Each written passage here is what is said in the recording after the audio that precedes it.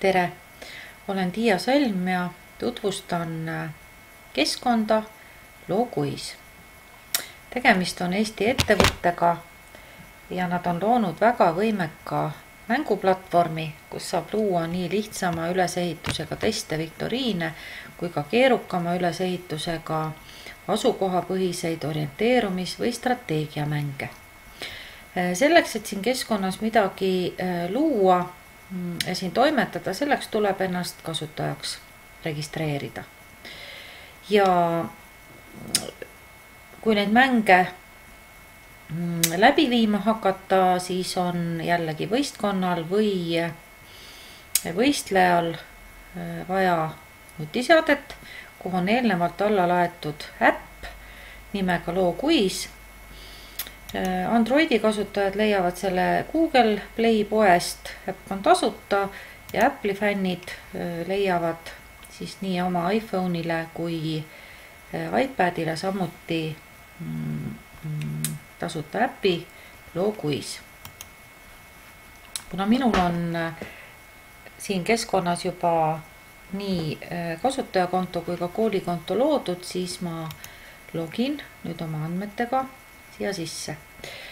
Te näete kasutaja töölauda, kus on siis kõik küsimused, mis ta on siia sisestanud, kõik mängud, mis ta on loonud ja kõik sündmused või üritused, mis ta on siis planeerinud või läbi viinud. Samuti talletuvad siia keskkonda ka kõikide võistkondade tulemused, nii et neid on võimalik ka hiljem siis analüüsida ja vaadata. Nüüd vaatame, mis tüüpi mänge ja mis tüüpi küsimusi selles keskkonnas luua saab. Küsimuste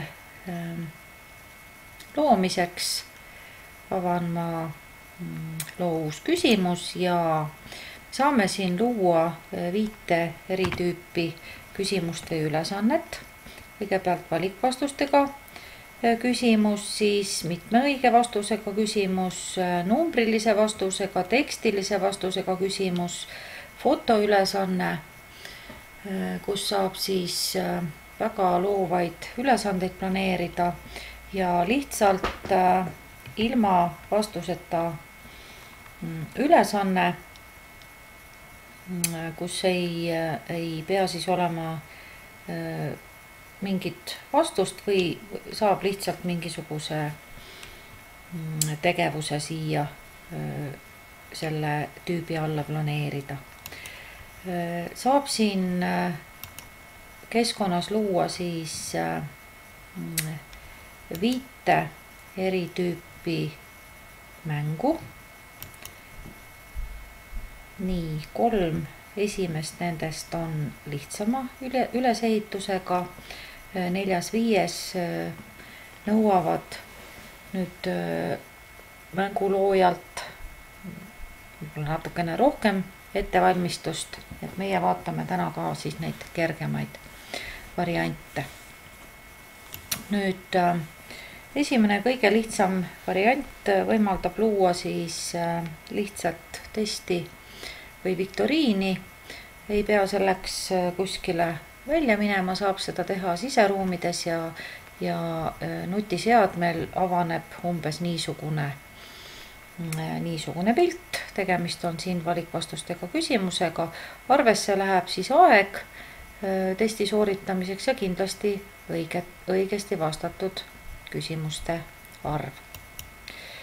Teine ülesande tüüp. Siin küsimused avanevad võtmekoodidega. Seda saab mängida nii siseruumides kui planeerida siis ka tegevusi väljas. Ehk siia võib lisada ka küsimusi, mis on seotud siis mingi kindla asukohaga. Ja 3. variant, mis on siis mõeldud siis väljas mängimiseks. Siin on näete kaart. Kaardi peal on kontrollpunktid.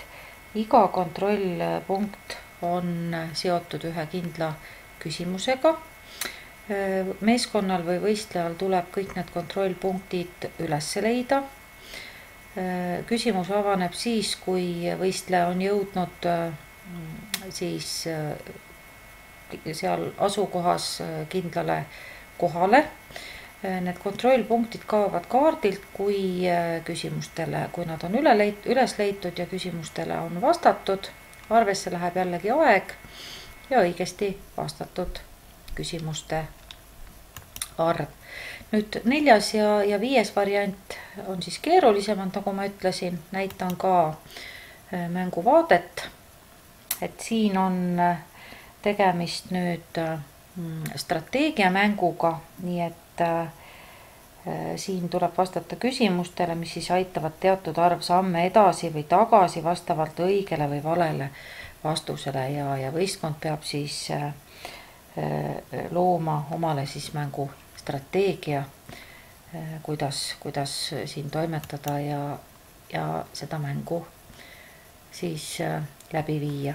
Ja viimase mängu eelvaade näeb välja nutiseadmel siis niisugune. Ja selle mängu loomine nõuab ka kindlasti võib-olla väikest ettevalmistust. Testide mängude loomisel on teil abiks videojuhendid ja mängijad peaksid arvestama kindlasti sellega, et nende nutiseadmed oleksid laetud, mobiilne internet ja GPS oleksid mängu ajal sisse lülitatud, kui on tegemist asukohapõhise mänguga. Kui küsimuste juures on kasutatud multimeedia elemente, need on siis YouTube'i videod või fotod või viited mõnele veebilehele, siis on ka hea, kui nutiseadmel on jõudlust siis nende piltide, videote või veebilehtede avamiseks. See oli lookuisi lühike tutvustus. Kellel tekkis huvi ja soov siin keskkonnas ise midagi luua, siis soovitan kasutada järgnevaid videojuhendeid, mis on teile selles abiks. Aitäh kuulamast ja edu mängude loomisel!